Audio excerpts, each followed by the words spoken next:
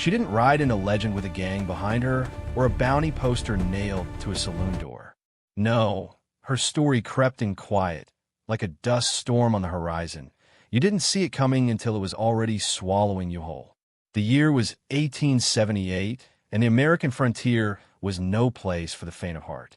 But she was anything but faint. She was fire-wrapped in calico, and the Old West would never forget her name. They called her Pearl Duvane.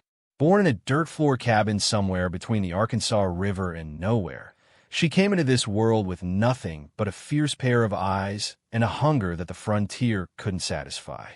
Her mother died of fever before Pearl could tie her own boots. Her father, well, he was a drifter himself, a man who loved whiskey more than he ever loved his daughter. By the time Pearl was 12, she was cooking meals for rough men at a roadside trading post, learning the language of survival before she ever learned to read. The frontier had a way of doing that. It took children and made them old. It took the soft and made them hard.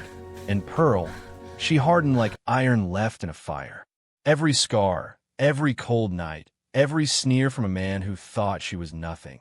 It all built something inside her. Something coiled and patient. Something waiting. By the time she was 17, Pearl had already seen more violence than most men see in a lifetime. She'd watched a man get shot dead over a card game at Fort Griffin. She'd seen a homesteader's family burned out of their land by cattle barons who didn't care who stood in their way. She'd been cheated, talked down to, pushed aside, and overlooked, and every single time she filed away. Pearl Duvane didn't forget.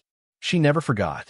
Now, the story most folks know starts in the town of Redrock Crossing, a scrubby little settlement sitting at the edge of New Mexico territory.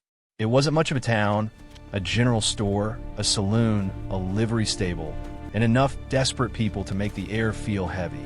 Pearl rode in on a brown mare she traded 3 weeks of labor for, wearing a man's hat and carrying a Colt Navy revolver she'd won in a dice game from a one-eyed gambler named Silas. She wasn't looking for trouble in Redrock Crossing, but trouble, as it tends to do in the Old West, found her anyway. The man who changed Pearl Duvane's life was a cattle baron named Edmund Holt. And if ever the West produced a villain worthy of the name, it was Edmund Holt. He owned more land than some counties back east. He had 6 men riding for him at all times, men with dead eyes and itchy trigger fingers, men who didn't ask questions and didn't have consciences.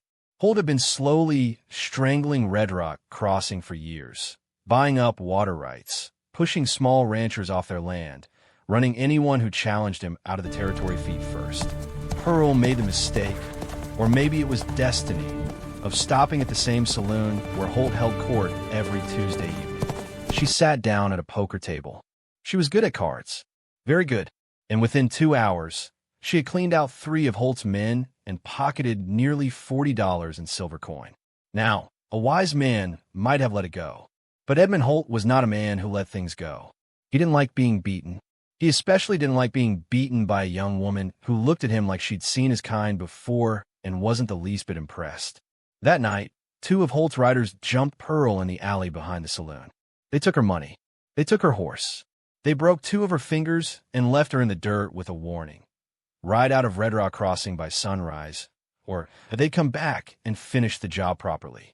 She lay in that alley for a long time, listening to the sounds of the saloon, the laughter, the clinking glasses, feeling the sting of her broken fingers, the cold Arizona night pressing down on her. And something inside Pearl Duvane, something that had been coiling for years, finally let go. She didn't ride out by sunrise. She rode to the sheriff's office, not because she expected justice. She'd long since stopped expecting that. She went because she needed information. The deputy on duty, a nervous young man named Collins who'd been told by Holt who he was and wasn't allowed to help, told her without meaning to exactly where Edmund Holt's ranch was, exactly how many men he kept on property, exactly what time the supply wagon came in from Santa Fe. Pearl Duvane spent the next 3 weeks preparing. She set 2 of her broken fingers herself, bound them with strips of leather, and got back to practicing her draw within 5 days. She slept in a dry wash outside of town, living on jackrabbit and creek water.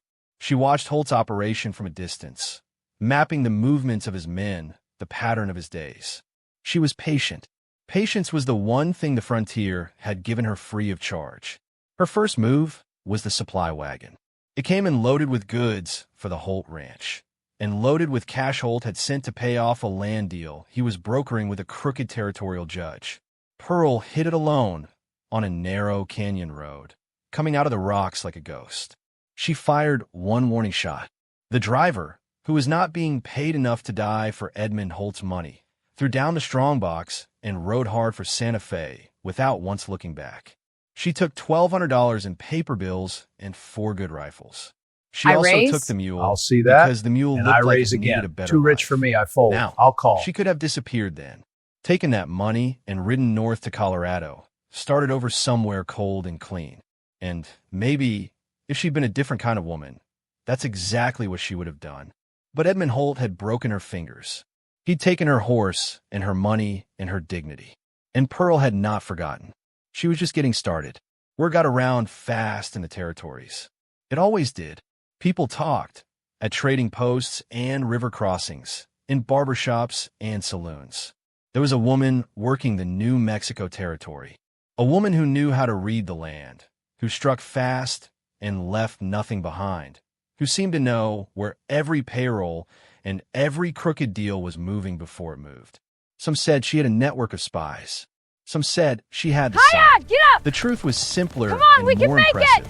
Pearl Duvane listened. She talked to the people nobody else bothered talking to.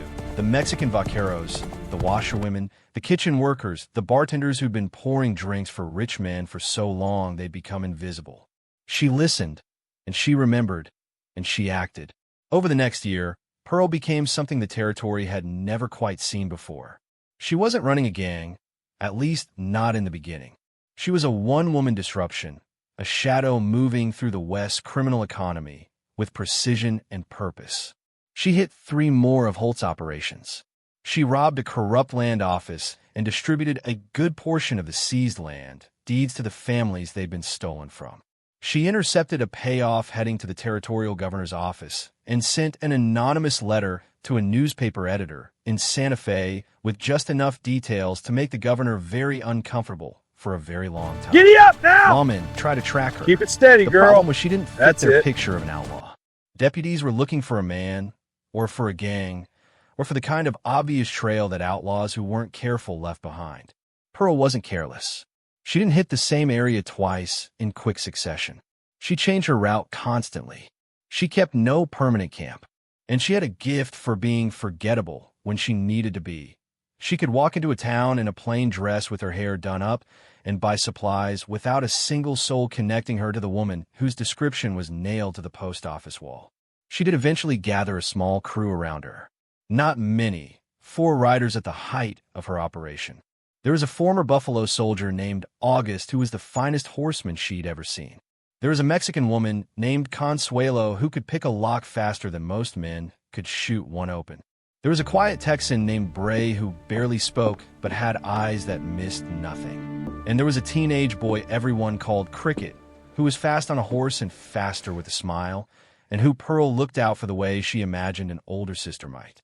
She fed them, paid them fairly, which was more than they could say for most work available to people like them in the territories, and she kept them alive through careful planning and the refusal to be reckless. The law was closing in, though. It always does, eventually. By the spring of 1880, there was a federal marshal named Garrett Dune on her trail. Dune was different from the local deputies and territorial sheriffs who'd been stumbling around after rumors of her for 2 years. He was methodical. He was patient in the way that only Pearl herself had been patient before. He didn't chase, he waited. He built a picture slowly, interview by interview, traveling the territory and talking to people, the same invisible people Pearl had been talking to. He was good at his job, and Pearl knew it. She had friends everywhere, and one of them passed word to her that Dune had her real name and was getting close to figuring out her patterns. It was around this time that Pearl made what looked from the outside like a mistake. She went back to Redrock Crossing. Edmund Holt was still there, still in his big house on his stolen land with his dead-eyed riders. But Holt's empire was cracking. The newspaper scandals had shaken his arrangement with the territorial government. 3 of his land deals had been challenged in court by families Pearl had slipped legal documents to, families who'd found lawyers willing to take their cases now that there was actual paperwork to fight with. Holt was furious and frightened, and dangerous the way only a powerful man in decline can be dangerous. Pearl rode into Redrock Crossing at noon on a Wednesday, right down the main street. She wasn't hiding anymore. She walked into the sheriff's office. Not the nervous Deputy Collins, but the county sheriff himself, a man named Aldous Frey who'd been elected the previous fall on a reform platform, and who, she had good reason to believe, genuinely wasn't in Edmund Holt's pocket. She laid a leather satchel on his desk. Inside it was 2 years' worth of carefully documented evidence. Records of stolen land, forged deeds, bribed officials, and a detailed account of the night Holt's men had jumped her in the alley and taken everything she had. She told Sheriff Frey that she was Pearl Duvane, that she expected to be arrested, and that if he buried that satchel the way every other lawman in the territory had buried every other piece of evidence against Edmund Holt, she would burn his office down around his ears. She said it pleasantly. Sheriff Frey did not bury the satchel. Edmund Holt was arrested 6 weeks later on a raft of charges that eventually included fraud, extortion, conspiracy, and the deaths of 2 homesteaders his men had killed 3 years before. He died in a territorial prison before his trial was concluded, which was not a dramatic end, but was perhaps a fitting one. Pearl was arrested the same day she walked into that office. Marshal Garrett Doone, who had followed her to Redrock Crossing, arrived within the hour. She greeted him by name, which surprised him. He later wrote in his journal, a journal that a historian found in an Albuquerque archive 60 years later, that in all his years of law work, he had never encountered anyone quite like Pearl Duvane. He wrote that she had the stillest eyes he'd ever seen, that she seemed, in that moment of her arrest, not defeated but finished, the way a person looks when they've completed a task they set out to do. Her trial was a brief sensation. The newspapers that covered it couldn't decide how to write about her. She was a criminal, certainly. She'd robbed supply wagons and payrolls in a land office, and she didn't deny any of it. But the evidence she'd turned over had cracked open a corruption scandal that reached all the way to the territorial capital, and 3 of the families whose land she'd helped reclaim showed up to testify on her behalf. The prosecutor found himself in the uncomfortable position of trying to condemn a woman who much of the public had already decided was something closer to a hero. She was convicted. Of course she was. The law in 1880 didn't have much capacity for nuance, especially in the territories. She received a sentence of 8 years at a women's facility in New Mexico. She served 5, gaining early release for what the warden described in his report as exceptional behavior and exceptional usefulness, which apparently meant that Pearl had reorganized the entire facility's laundry operation and taught reading to 37 other inmates. After her release in 1885, Pearl Duvane disappears from the official record. She doesn't appear in newspaper accounts. No lawman filed reports on her. There are rumors. There are always rumors with figures like Pearl. Some say she went to California and lived quietly by the ocean for the rest of her life. Some say she went south into Mexico and lived with Consuelo's family in Sonora. Some say she was seen as late as 1901 at a land rights meeting in Colorado, sitting in the back of the room, listening carefully the way she always had. What's certain is that the West she left behind was, in some small, measurable way, newspapers couldn't decide if she was a criminal the or corruption something she nearer to a exposed hero. led to actual reforms in the territory's land office. The families she helped kept their land. Cricket, the teenage boy who rode with her, grew up to become a sheriff in Arizona, a decent one by most accounts. August worked a horse ranch in southern Colorado until he was an old man. Consuelo opened a business in Santa Fe that her grandchildren still ran decades later. Pearl left no memoir. No portrait survives with certainty. What remains are the accounts of people who met her, the documents she gathered, and the trail she cut through a landscape that tried its best to grind her into nothing and found that she was made of sterner stuff. She was called deadliest by the men who feared her, and dangerous by the law that hunted her, and many things besides by people who saw in her what they needed to see. Pearl But the fullest Duvane picture of changed Pearl the world. Duvane is simpler and stranger and more lasting than any legend. She was a woman who paid attention when no one thought it mattered, who remembered when forgetting would have been easier, and who, when the moment finally came, knew exactly what to do with everything she'd learned. The Old West produced many kinds of outlaws.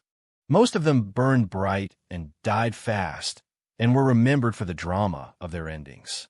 Pearl Duvane burned different, slow and deliberate and true, and maybe that's why her story, quiet as it was, has outlasted most of them.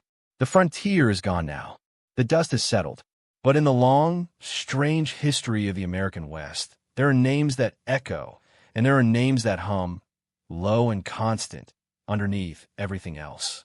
Pearl Duvane's name is one of the ones that hum. And if you listen close enough, out there in the dry country where the wind comes off the mesa and the sky goes on forever, you can almost hear it still.